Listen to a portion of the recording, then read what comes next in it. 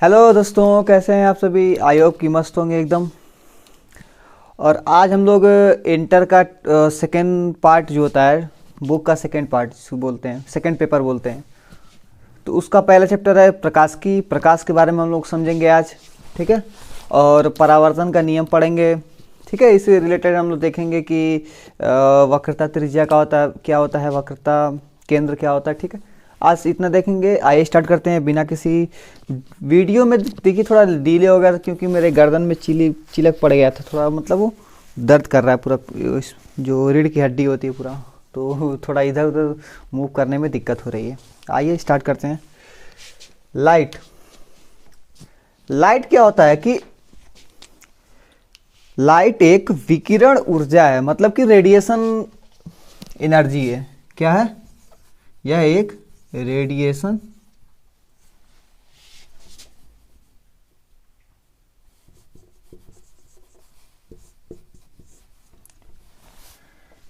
यह एक radiation energy है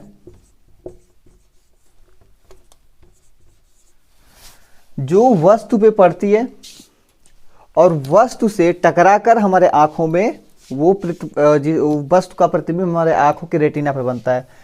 जैसे कि कोई वस्तु है ये, ठीक है, तो ये लाइट आ रही है। रेडिएशन का मतलब, रेडिएशन एनर्जी का मतलब ये होता है, विकिरण ऊर्जा का मतलब ये होता है कि कोई वस्तु प्रकाश, जैसे सूर्य के प्रकाश से कोई जो ये फोटॉन से या फिर प्रकाश की किरण आ रही है, तो विकिरण के मतलब विकिरण के शब्द का मतलब ये है कि वो किसी भी सतह को गर्म किए बिना वो सीधे आ रही है। विकिरण मतलब ये होता है, रेडिएशन मतलब ये होता है कि पृथ्वी के गिरने के बाद उसका हम लोग अनुभव करते हैं। इसका जो वेव होता है वो बहुत ही छोटा होता है। ठीक है। ऐसे ऐसे आती है और इस पे पड़ने के बाद, इस पे टकराने के बाद ये मनुष्य का जो रेटिना होता है, ठीक है, उसके पर्दे पे हम लोग प्रतिबिंब प्राप्त करते हैं।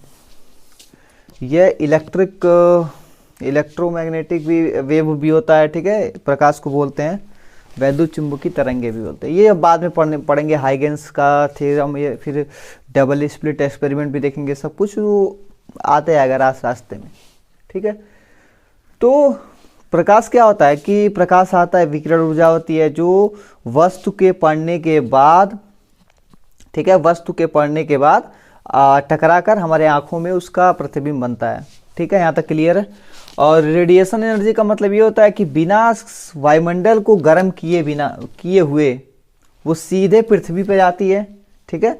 ऊर्जा, देखिए ऊर्जा जो होता है, जितना भी हीट का या फिर रेडिएशन के अलावा प्रकाश के किरण के अलावा अगर कोई और देखा जाए उसका रेडिएशन, तो वो सतह को बहुत ज़्यादा हीट कर देता है। ठीक है। जिसके कारण वो आगे नहीं बढ़ पाता है। तो ये इसका वेवलेंथ बहुत छोटा होता है। ठीक है। इसलिए ये छोटे छोटे पार्टिकल्स को गर्म करते करते वो धरती पे आता है और वस्तु पे पड़ता है। वस्तु पे हम लोग मतलब अनुभव करते हैं प्रतिबिंब, या फिर उस वस्तु के हीट के या फिर गर्म होने के लिए। ठीक है। यहाँ तक क्लियर है सबको।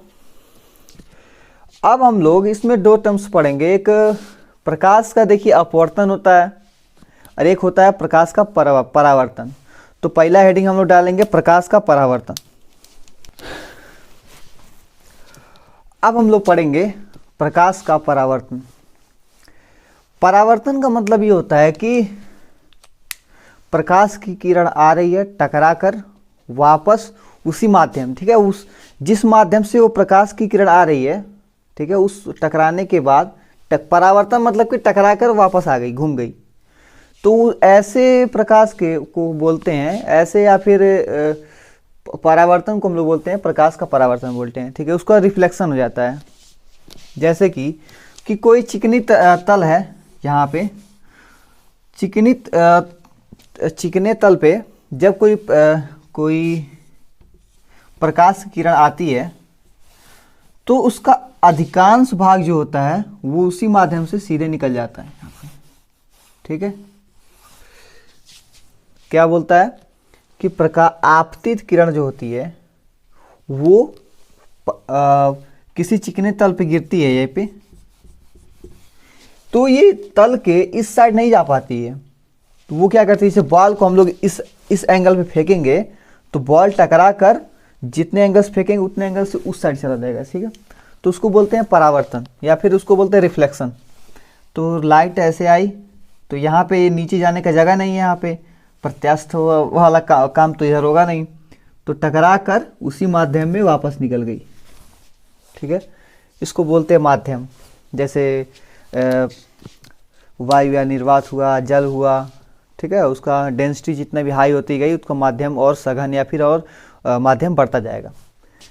तो प्रकाश का वैसे तो बेसिकली प्रकाश का जो चाल होती है वो 3 प्रकाश की चाल कितनी होती है, 3 × 10⁸ मीटर प्रति सेकंड, ठीक है। ये है प्रकाश की चाल। अन्य माध्यम में कि मान लीजिए ये होता है वायु या निर्वात में, इसका जो चाल होता है वो वायु या निर्वात में होता है। अगर किसी अन्य माध्यम में करेंगे तो प्रकाश की चाल होगी वो कम हो जाएगी, ठीक है। यहाँ तक क्लियर है। अब परावर्तन का मतलब बस सेंस इतना हुआ कि प्रकाश की किरण आई, नीचे जा नहीं पाई और टकराकर उसी माध्यम में वापस निकल गई। गेंद को जैसे फेंकते हैं तो जमीन पे टकराने के बाद वो सीधा वो टकरा कर निकल जाती है, ठीक है। तो ऐसे गुण को हम लोग बोलते हैं प्रकाश का परावर्तन। अब इसमें एक लॉ है, लॉ ऑफ रिफ्लेक्शन, आइए उसको देखते हैं। Law of reflection, law of reflection. Law of reflection क्या होता है, इसमें 2 अवधारणाएं दी गई, ठीक है। कितनी अवधारणाएं दी गई, 2 अवधारणाएं दी गई। पहली क्या थी, देखिए जो किरण आती है, ठीक है, जो किरण आती है, इसको पहले मिटा देते हैं।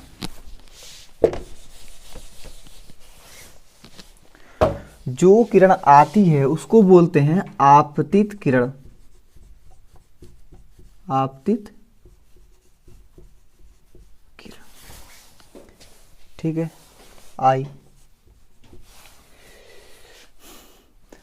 टकराने के बाद जहां से निकल गई इसको बोलते हैं परावर्तित किरण, परावर्तित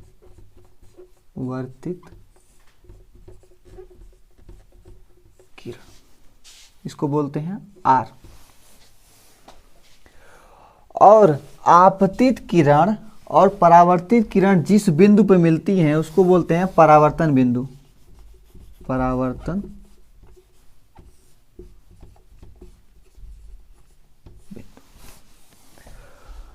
और अगर ये तल है इसको बोलते हैं तल, परावर्तन तल बोलते हैं, ठीक है।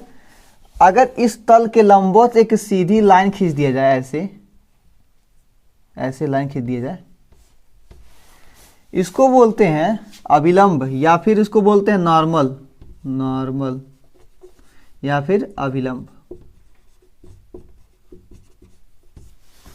ठीक है। इसको एन से रिप्रेजेंट करते हैं। तो लॉ ऑफ रिफ्लेक्शन में क्या कहता है, लॉ ऑफ रिफ्लेक्शन में पहला स्टेटमेंट ये बोलता है आपतित किरण, परावर्तित किरण और अभिलंब, क्या बोले हम, आपतित किरण, परावर्तित किरण और अभिलंब तीनों एक ही तल में होनी चाहिए, ठीक है। एक ही तल मतलब कि ये वाला तल, ये तल, ये तल। ये पहला नियम था। क्या था, आपतित किरण, परावर्तित किरण और आपतन बिंदु और या फिर नॉर्मल अभिलंब तीनों एक ही तल में होनी चाहिए, ठीक है। अब देखिए दूसरा स्टेटमेंट क्या बोलता है,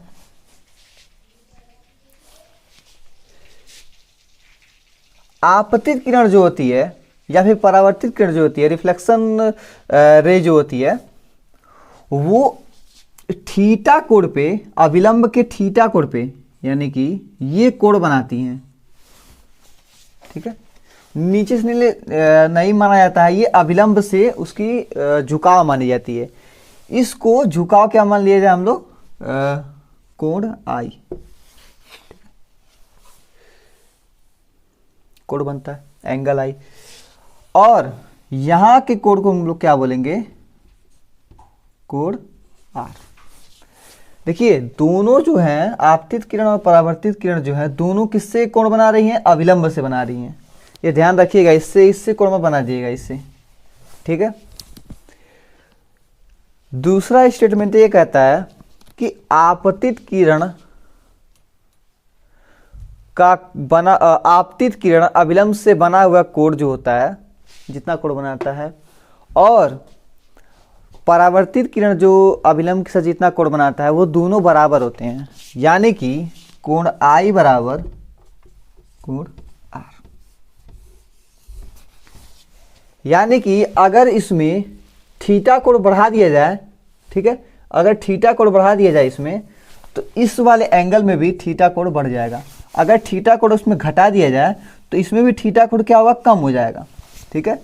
यानी कि आपतित किरण बराबर परावर्तित किरण, ठीक है, आपतित किरण बराबर परावर्तित किरण। अब देखिए ये कोण आई क्या है, आपतित कोण है, और ये क्या है, परावर्तित कोण है। क्लियर है। परावर्तन के दो नियम, पहला क्या था, आपतित किरण, परावर्तित किरण और अभिलंब तीनों एक ही तल में होनी चाहिए, ठीक है। दूसरा ये बोलता है कि आपतन कोण, जो आपतन कोण और परावर्तन कोण दोनों एक दूसरे के बराबर होते हैं। यानी कि जिस कोण से अगर हम लोग बॉल फेंकेंगे सतह पे, उसी कोण पे अगर अभिलंब खींच दिया जाए ऐसे, ऐसे ये बीच में अभिलंब है ऐसे सीधे, तो जिस कोण पे हम लोग इस पे फेंकेंगे फर्श पे, जितना कोण बनाएगा, जितना एंगल बनाएगा, वो टकराने के बाद उस जब जाएगा जिस गति से, उतना कोण ही बनाना चाहिए। ये कहता है परावर्तन का नियम कहता है, ठीक है। यहाँ तक सबको क्लियर है।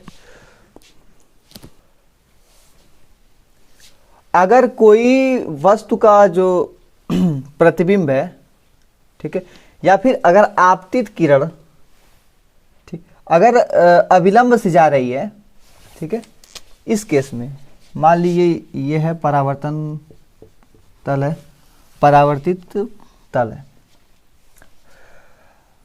और कोई रे जो है, कोई किरण, प्रकाश की किरण क्या है, नॉर्मल से जा रही है, ये नॉर्मल है और इसी से जा रही है, तो वो टकराने के बाद उसी अभिलंब से वापस चली जाएगी, ठीक है। इसका मतलब ये हुआ कि आपतित किरण की जो कोण बना रहा है अभिलंब से, ये था, ये कोण, ये धीरे धीरे कम करते करते करते करते जीरो हो गया। यानी कि आपतन कोण जो था, आपतन कोण तो जो है वो जीरो हो गया। तो जब आपतन कोण जीरो हो गया, यानी कि लंब से नॉर्मल से किसी कोई प्रकाश आ रहा है, कोई प्रकाश किरण जो है अभिलंब से आ रही है, आपतन कोण जीरो होने से ये धीरे धीरे कम हो गया, और आपतन कोण जो आपतित किरण जो है वो अभिलंब से जा रही है। तो जब ये जीरो हो गया तो ये इसका दूसरा स्टेटमेंट ये कहता है कि आपतन कोण परावर्तन कोण के बराबर होनी चाहिए। तो ये भी क्या होगा, ये धीरे धीरे कम होते होते इस पे आ जाएगा। यानी कि अभिलंब से अगर किसी लाइट को बारेंगे या फिर सीधे डायरेक्शन में, तो वो उसी मार्ग में वापस लौट जाएगा। इसका सेंस यही होता है। यानी कि नॉर्मल से आई हुई किरण, आपतित किरण, परावर्तन के बाद उसी अभिलंब से वापस लौट जाती है। ये कहता है, इसका स्टेटमेंट कहता है। प्रतिबिंब, इमेज,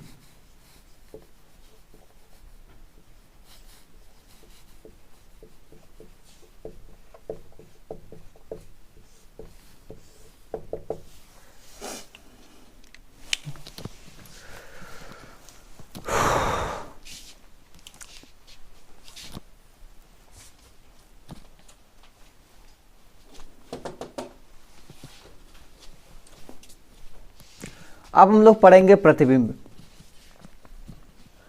प्रतिबिंब मतलब नाम सुनने से लग रहा है कि क्या होता है, इमेज क्या होता है। आप लोग जब पिक्चर क्लिक करते हैं तो क्लिक करने के बाद जो उसका हम लोग कुछ क्षण के बाद जो देखते हैं, ठीक है, हम लोग के सामने जो उसका रियल पिक्चर होता है उसको हम लोग क्या बोलते हैं, प्रतिबिंब कहते हैं।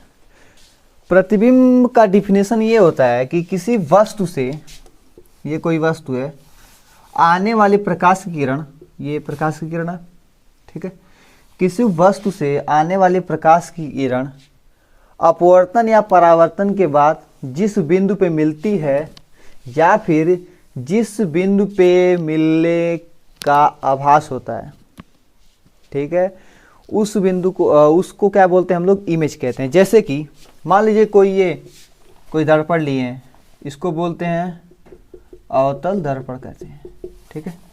ये हम लोग अभी चर्चा करेंगे, अभी एग्जाम्पल के लिए देख लीजिए। तो ये परावर्तन के बाद क्या होगा, नीचे आएगा,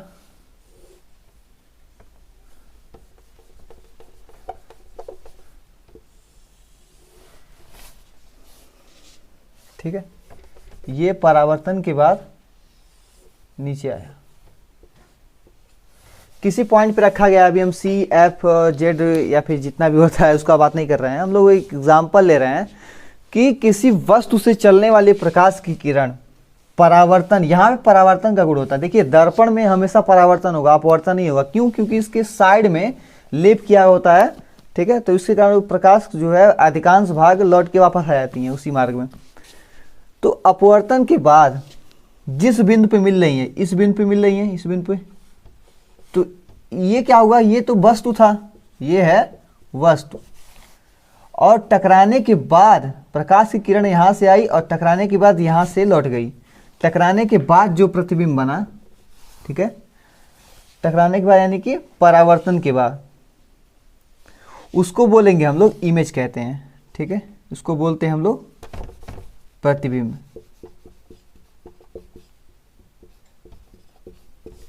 अब क्या बोले हैं कि मिलने का आभास हो, वो कैसे होगा। मान लीजिए कोई ये वाला लेंस है, ठीक है, कोई उत्तल दर्पण है, दर्पण बोलेंगे इसको, ठीक है, कोई उत्तल दर्पण है, वहां पे किसी वस्तु को रखी गई है, तो ये प्रकाश की किरण वस्तु से चली और इधर लौट गई, ठीक है।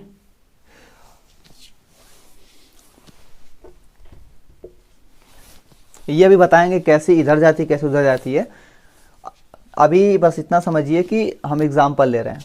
ये वस्तु आई, टकराने के बाद ये ऊपर निकल गई, ठीक है। अब यहां पे तो कोई प्रतिबिंब मिल नहीं रहा है, ठीक है, कोई प्रतिबिंब यहां पे मिल नहीं रहा है। तो हम क्या करेंगे, इसके राइट साइड में इस बिंदु को पीछे हम लोग बढ़ाएंगे, ठीक है। इस बिंदु पे बढ़ाने पे हम लोग को यहां से एक प्रतिबिंब मिला, ठीक है। क्या बोला हमने, डिफिनेशन क्या बोले हम लोग कि वस्तु से चलने वाली प्रकाश की किरण परावर्तन या फिर अपवर्तन के बाद जिस बिंदु पे मिलती है या फिर मिलने का आभास होता है, उसको हम लोग क्या बोलते हैं, प्रतिबिंब कहते हैं। जिस बिंदु पे मिलती हैं या मिलने की आभास होता है, यहाँ पे हम लोग जब पीछे डॉट डॉट किए तो यहाँ पे ये आभासी प्रतिबिंब बनता है, ठीक है। अब प्रतिबिंब कितने प्रकार के होते हैं, प्रतिबिंब दो प्रकार के होते हैं। एक होता है वास्तविक प्रतिबिंब, वास्तविक मतलब कि रियल इमेज, और ये दूसरा होता है आभासी,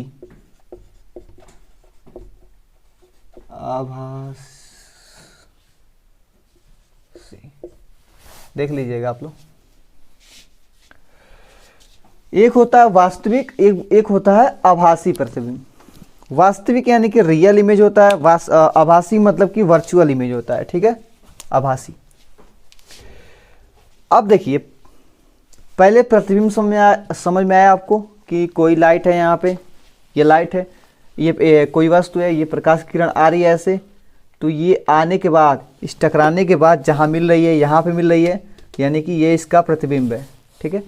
ये प्रकाश किरण टकराने के बाद यहाँ पे इसका इमेज बना रही है, ठीक है, तो ये हुआ इसका क्या बोलते हैं उसका प्रतिबिंब हुआ। ये दो प्रकार के होते हैं, ठीक है, या एक तो होता है रियल इमेज होता है, एक होता है वर्चुअल इमेज, यानी कि एक होता है वास्तविक, एक होता है आभासी।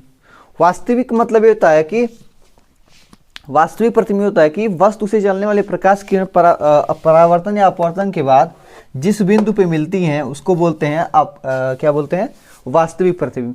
और इसे पर्दे पे लिया जा सकता है, ठीक है, पर्दे पे लिया जा सकता है, यानी कि इसका जो इमेज है हम लोग प्रत्यक्ष आंख से देख सकते हैं, अनुमान नहीं लगा सकते हैं।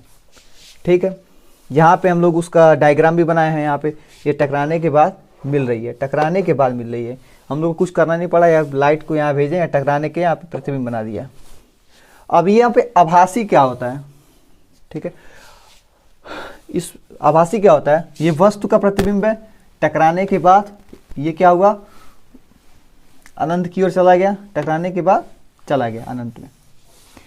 तो इसको हम लोग पीछे बढ़ाएं, ठीक है, तो यहाँ पे प्रतिबिंब प्राप्त हुआ, यानी कि ये टकराने की वजह से प्राप्त नहीं हुआ, इसको हम लोग पीछे बढ़ाएं तब ना इसका प्रतिबिंब कहीं पे दिखा, यहाँ पे इस साइड। और क्योंकि इस साइड जो है वो लेपन किया गया, यहाँ पे इस साइड पे कोई प्रकाश नहीं जाएगी, ठीक है, तो ऐसे प्रतिबिंब को क्या बोलते हैं, आभासी। अब इसका डेफिनेशन सुन लीजिए कि वस्तु से होकर जाने वाले प्रकाश की किरण परावर्तन या फिर अपवर्तन के बाद जिस बिंदु पे मिलने का हमको आभास होता है, ठीक है, आभास कैसे होगा, उसको जब पीछे डॉट लाइन बढ़ाएंगे, जिस बिंदु पे उसका आभास होता है उसको बोलते हैं हम लोग आभासी प्रतिबिंब, ठीक है। और ये पर्दे पे लिया नहीं जा सकता, यानी कि इसकी इमेज को हम लोग प्रत्यक्ष आंखों से या फिर पर्दे पे हम लोग नहीं ले सकते या फिर देख नहीं सकते हैं, ठीक है। यहाँ तक सबको क्लियर है। तो इमेज दो प्रकार के होते हैं, एक वास्तविक, एक होता है आभासी। अभी हम लोग आगे चर्चा करेंगे, देखते हैं।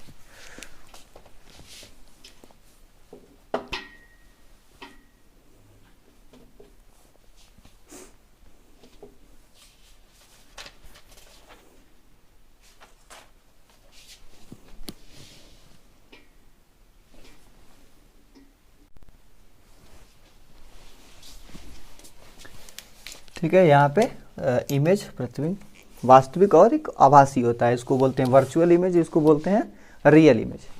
रियल से लग रहा है, ये वर्चुअल लग रहा है, काल्पनिक इसका फोटोग्राफ ले सकते हैं, ठीक है।